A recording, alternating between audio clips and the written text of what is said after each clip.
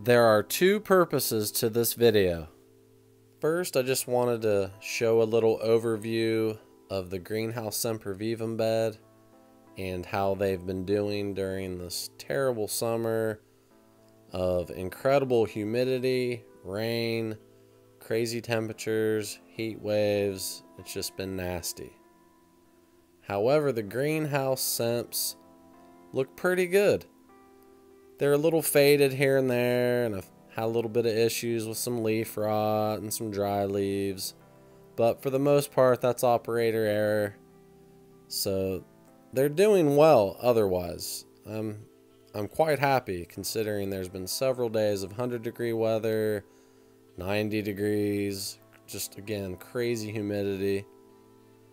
But these guys are doing pretty well. That brings us to the second purpose of this video, which is how is it that they are doing so well in the face of global climate change? How are these cold hardy succulents growing so well in such terrible, hot, humid conditions? Now, you don't have to know the truth, the facts of global climate change and what all that means, but you do have to know and be able to look and realize that the climate is warming. Whether you know it to be accelerated by humans, that's irrelevant.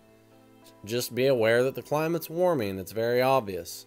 And I've seen it in my own gardens, especially my outdoor Sempervivum. They used to be able to grow quite well in just the standard mix that I had. It drained fairly well, but it's not excellent. But Sempervivum are very good at just adapting to their environments and growing quite well in terrible soils, whether it drains well or not. Especially in a place like Ohio, where it doesn't have a lot of extreme hot temperatures. However, over the past probably decade, I've seen that change, usually from summer to summer, but sometimes not as bad as others. This summer, my outdoor Semps got decimated. It's the worst summer they've ever experienced. The soil is somewhat compacted. It's old.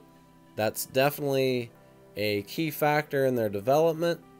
However, I also have trays of Sempervivum that are next to those, and they're in a variety of soil conditions. Some of them drain quite well, and those trays, while they're not as bad as the raised bed, they still took a serious beating. They don't look anywhere near as good as these Semps right here.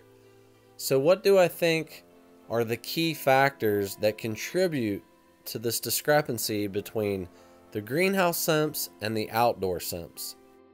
There are three things that Semps do not like to happen all at once, and that's high heat, high humidity, and a lot of water. And that has been a giant issue this summer. Heat, humidity, and tons of rain. It has just rained and rained and rained and rained.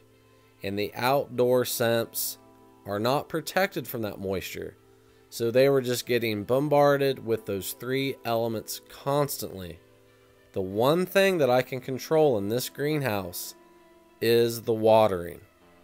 Think about it. If high heat and high humidity are not ideal conditions for Semps, then the greenhouse setting should not be good for them. Because while I have a small exhaust fan and a little bit of shade cloth, it is still a lot hotter inside the greenhouse and a lot more humid than it is outside. But again, the one thing I can control is how much they get watered, and the drainage in that bed is very, very good. The outside Semps do not have that excellent drainage, but most importantly, I can't control the rain. I cannot control how much water hits them. So I've been thinking, maybe I should grow the outdoor Semps in just pure pea gravel. Now, I still won't be able to control the warming climate, and I won't be able to control how much water hits them, but I will be able to control how quickly that water drains away from the plants. So I've already started a small rock garden, that's going to be grown in pure pea gravel. I hope to have the plants established by fall so they can experience a full winter, and then we'll go right into the spring and summer. I'll document as much as I can along the way. If you have any questions, comments, feel free to leave them below. If you enjoyed this video, it'd be great if you hit that thumbs up button.